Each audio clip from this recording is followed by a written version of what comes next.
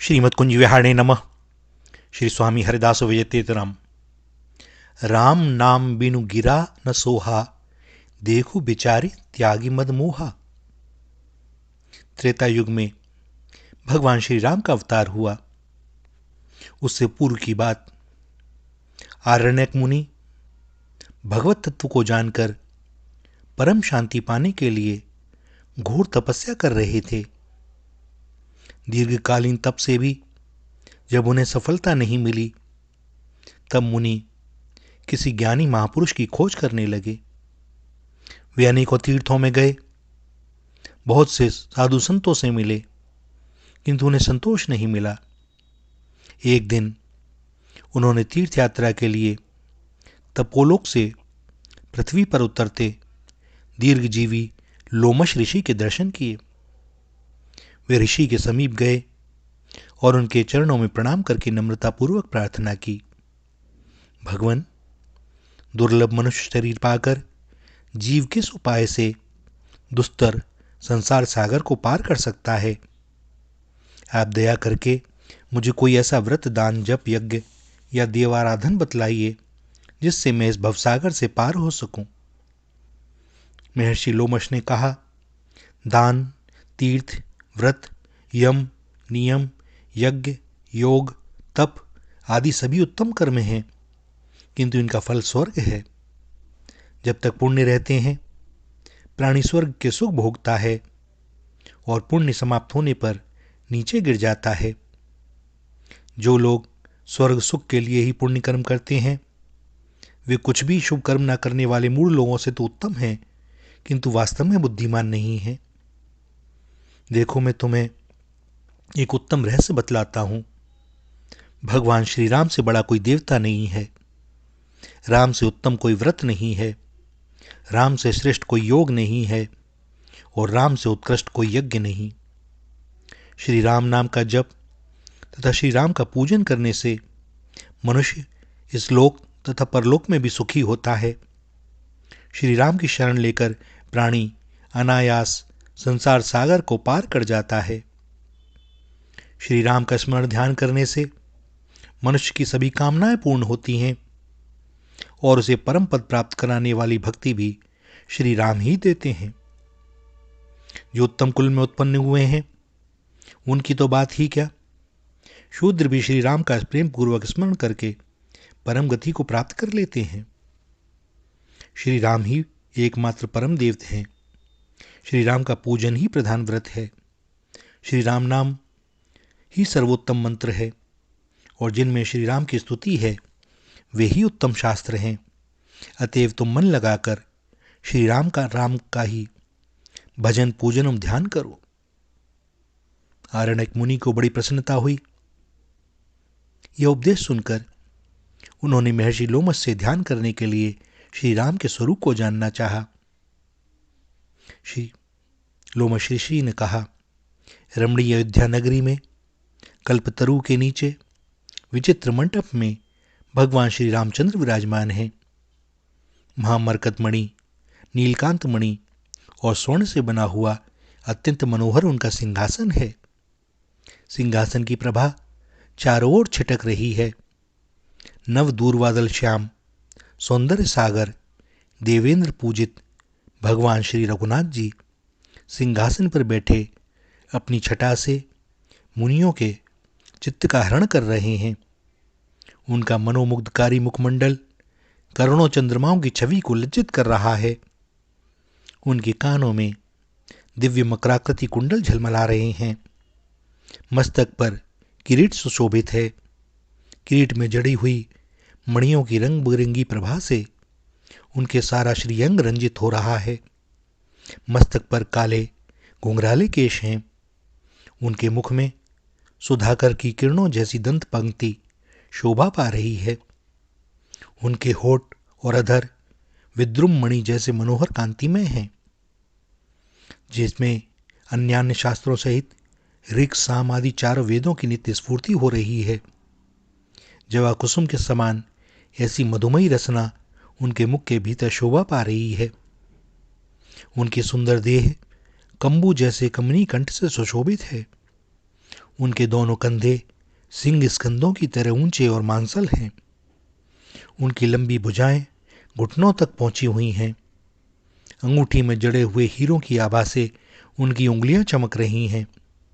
केयूर कंकड़ निराली शोभा दे रहे हैं। उनका सुमनोहर विशाल वक्षस्थल श्री लक्ष्मी और श्री वत्स आदि विचित्र चिन्हों से विभूषित है। उदर में त्रिवली है, गंभीर नाभि है और मनोहर कटिदेश मणियों की करधनी से सुशोभित है। उनकी सुंदर निर्मल जंघाएं और मनोहर घुटने हैं। योगी राजों के ध्येय उनके परम मंगल में चरण युगल में वज्र, अंकुश, जौ और ध्वज आदि के चिन्ह अंकित हैं। हाथों में धनुष बाण और कंधे पर तरकस शोभित है। मस्तक पर सुंदर तिलक है और अपनी इस छवि से वे सबका चित्त बरबस अपनी ओर खींच रहे हैं। इस प्रकार भगवान के मंगलमय तथा छविमय दिव्य स्वरूप का वर्णन करके लोमश जी ने कहा, मुनि, इस प्रकार भगवान श्री राम का ध्यान और स्मरण करोगे तो अनायास ही संसार सागर से पार हो जाओगे। लोमश जी की बात सुनकर आरणक मुनि ने उनसे विनम्र शब्दों में कहा, भगवान, आपने कृपा करके मुझे भगवान श्री राम का ध्यान बतलाया सो बड़ा उत्तम हुआ। मैं आपके उपकार की भार से दब गया हूँ, अनुग्रहित हूँ। परंतु नाथ, इतना और बतलाइए कि ये श्री राम कौन हैं, इनका मूल स्वरूप क्या है और ये अवतार क्यों लेते हैं। महर्षि लोमश जी ने कहा, हे वत्स, पूर्ण सनातन परात्पर परमात्मा ही श्री राम हैं। समस्त विश्व ब्रह्मांडों की उत्पत्ति इन्हीं से हुई है। यही सबके आधार, सब में फैले हुए, सबके स्वामी, सबके सृजन, पालन और संहार करने वाले हैं। सारा विश्व इन्हीं की लीला का विकास है। समस्त योगेश्वरों के भी परमेश्वर दया सागर ये प्रभु जीवों की दुर्गति को देखकर उन्हें घोर नरक से बचाने के लिए जगत में अपनी लीला और गुणों का विस्तार करते हैं, जिनका गान करके पापी से पापी मनुष्य भी तर जाते हैं। ये श्री राम इसी हेतु अवतार धारण करते हैं। इसके बाद लोमश जी ने भगवान श्री राम का पवित्र चरित्र संक्षेप में सुनाया और कहा, त्रेता के अंत में भगवान श्री राम अवतार धारण करेंगे। उस समय जब वे अश्वमेघ यज्ञ करने लगेंगे, तब अश्व के साथ उनके छोटे भाई शत्रुघ्न जी आपके आश्रम में पधारेंगे। तब आप श्री राम के दर्शन करके उनमें लीन हो सकेंगे। महर्षि लोमश के उपदेश के अनुसार आरणक मुनि रेवा नदी के किनारे एक कुटिया बनाकर रहने लगे। वे निरंतर राम नाम का जप करते और श्री राम के पूजन ध्यान में लगे रहते। बहुत समय बीत जाने पर जब अयोध्या में मर्यादा पुरुषोत्तम ने श्री राघवेंद्र के रूप में अवतार ग्रहण करके लंका विजय आदि लीलाएं संपन्न कर ली और अयोध्या में अश्वमेघ यज्ञ करने लगे, तब यज्ञ का अश्व छोड़ा गया। अश्व के पीछे पीछे उसकी रक्षा करते हुए बड़ी भारी सेना के साथ शत्रुघ्न जी चल रहे थे। और अश्व जब रेवा तट पर मुनि के आश्रम के समीप पहुंचा, शत्रुघ्न जी ने अपने साथी सुमति से पूछा, ये किसका आश्रम है? और सुमति से परिचय प्राप्त करके वे मुनि की कुटिया पर गए। मुनि ने उनका स्वागत किया और शत्रुघ्न जी का परिचय पाकर वे आनंदमग्न हो गए। अब मेरी बहुत दिनों की इच्छा पूरी होगी। अब मैं अपने नेत्रों से भगवान श्री राम के दर्शन करूंगा। मेरा जीवन धारण करना सफल हो जाएगा। इस प्रकार विचार करते हुए मुनि अयोध्या की ओर चल दिए। आरणक मुनि देव दुर्लभ परम रमणीय अयोध्या नगरी में पहुंचे। उन्होंने सरयू के तट पर यज्ञशाला में यज्ञ की दीक्षा लिए नियम के कारण आभूषण रहित मृगचर्म का उत्तरीय बनाए हाथ में कुश लिए नवदूर्वादल श्याम श्री राम जी को देखा। वहां दीन दरिद्रों को मनमानी वस्तुएं दी जा रही थीं। विप्रों का सत्कार हो रहा था। ऋषिगण मंत्र पाठ कर रहे थे। परंतु आरणक मुनि तो एकटक श्री राम की रूप माधुरी देखते हुए जहां के तहां खड़े रह गए। उनका सारा शरीर पुलकायमान हो गया। वे बेसुध से होकर उस भुवन मंगल छवि को देखते ही रहे। मर्यादा पुरुषोत्तम ने तपस्वी मुनि को देखा और देखते ही वे उठ खड़े हुए। इंद्रादि देवता तथा लोकपाल भी जिनके चरणों में मस्तक झुकाते हैं, वे ही सर्वेश्वर श्री राम। मुनिवर, आज आपके पधारने से मैं पवित्र हो गया। यह कहकर मुनि के चरणों पर गिर पड़े। तपस्वी आरणक मुनि ने झटपट अपनी भुजाओं से उठाकर श्री राम को हृदय से लगा लिया। इसके पश्चात मुनि को उच्चासन पर बैठाकर राघवेंद्र ने स्वयं अपने हाथ से उनके चरण धोए और वह चरणोदक अपने मस्तक पर छिड़क लिया। भगवान ब्रह्मण्य देव हैं। उन्होंने ब्राह्मण की स्तुति की। मुनिश्रेष्ठ, आपके चरण जल से मैं अपने बंधु बांधवों के साथ पवित्र हो गया। आपके पधारने से मेरा अश्वमेध यज्ञ सफल हो गया।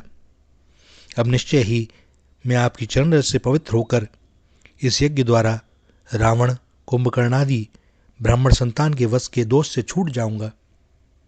भगवान की प्रार्थना सुनकर मुनि ने कुछ हंसते हुए कहा, प्रभो, मर्यादा के आप ही रक्षक हैं। वेद तथा ब्राह्मण आपकी ही मूर्ति हैं। अतएव आपके लिए ऐसी बात करना ठीक ही है। दूसरे राजाओं के सामने उच्च आदर्श रखने के लिए आप ऐसा आचरण कर रहे हैं। ब्रह्म हत्या के पाप से छूटने के लिए आप अश्वमेध यज्ञ कर रहे हैं। यह सुनकर मैं अपनी हंसी रोक नहीं पा रहा हूं। मर्यादा पुरुषोत्तम, आपका मर्यादा पालन धन्य है। सारे शास्त्रों के विपरीत आचरण करने वाला सर्वथा मूर्ख और महापापी भी, जिनका नाम स्मरण करते ही पापों के समुद्र को लांघकर परम पद पा जाता है, वह ब्रह्म हत्या के पाप से छूटने के लिए अश्वमेध यज्ञ करें, यह क्या कम कौतुक की बात है। भगवान, जब तक मनुष्य आपके नाम का भली भांति उच्चारण नहीं करता, तभी तक उसे भय देने के लिए बड़े बड़े पाप गर्जा करते हैं। राम नाम रूपी सिंह की गर्जना सुनते ही महापाप रूपी गजों का पता भी नहीं लगता। मैंने ऋषि मुनियों से सुना है कि जब तक राम नाम का भली भांति उच्चारण नहीं होता, तभी तक पापी मनुष्यों को पाप ताप भयभीत करते हैं। श्री राम, आज मैं धन्य हो गया। आज आपके दर्शन पाकर मैं संसार के ताप से छूट गया। भगवान श्री राम ने मुनि के वचन सुनकर उनका पूजन किया। सभी ऋषि मुनि भगवान की लीला देखकर धन्य धन्य कहने लगे। आरणक मुनि ने भावावेश में सबसे कहा, मुनिगण, आप लोग मेरे भाग्य को तो देखें कि सर्वलोक महेश्वर श्री राम मुझे प्रणाम करते हैं। ये सबके परमाराध्य मेरा स्वागत कर रहे हैं। श्रुतियां जिनके चरण कमलों की खोज करती हैं, वे मेरा चरणोदक लेकर अपने को पवित्र मानते हैं। मैं आज धन्य हो गया।